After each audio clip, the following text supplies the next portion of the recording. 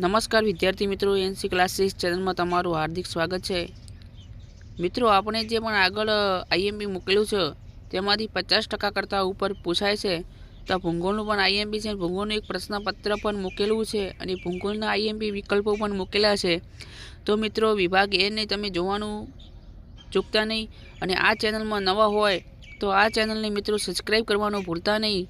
મિત્રો, નીચેના આપેલા પ્રશ્નોના ઉત્તર જે વિસ્તારપૂર્વક દરેકનો 5 ગુણમાં પૂછાશે।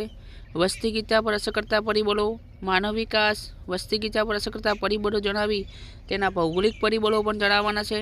પરિવહનનો અર્થ સમજાવી વિશ્વના મુખ્ય સડક માર્ગો જણાવવાના છે। ભારતના મુખ્ય આંતરિક જળમાર્ગોની માહિતી આપવાની છે। વિશ્વના મહત્વના રેલ માર્ગો વિશે સવિસ્તર નોંધ લખો।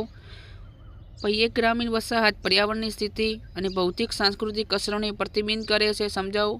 શહેરી વસાહત એટલે શું, તેના કાર્યકારિતા આધારે પ્રકાર જણાવો। ગ્રામીણ માનવ વસાહત પ્રણાલી વિશે સવિસ્તર લખો। સંસાધન એટલે શું, તેના પ્રકાર જણાવો। જળ પ્રદૂષણ સમજાવી તેને નિવારવાના ઉપાયો સૂચવો। માનવ સંસાધન વિશે વિગતે જણાવો। જળ સંસાધનોની પ્રાપ્યતા વિશે વિસ્તૃત માહિતી આપો।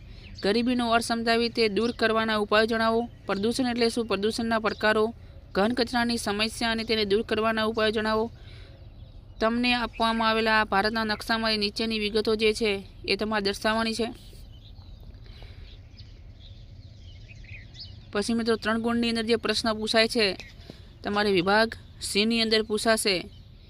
તો જે નિશ્ચયવાદ અને સંભવવાદનો તફાવત સમજાવવો છે। નિશ્ચયવાદ વિચારધારા, માનવ ભૂગોળના 3 કાર્યો તમારે જણાવવાના છે।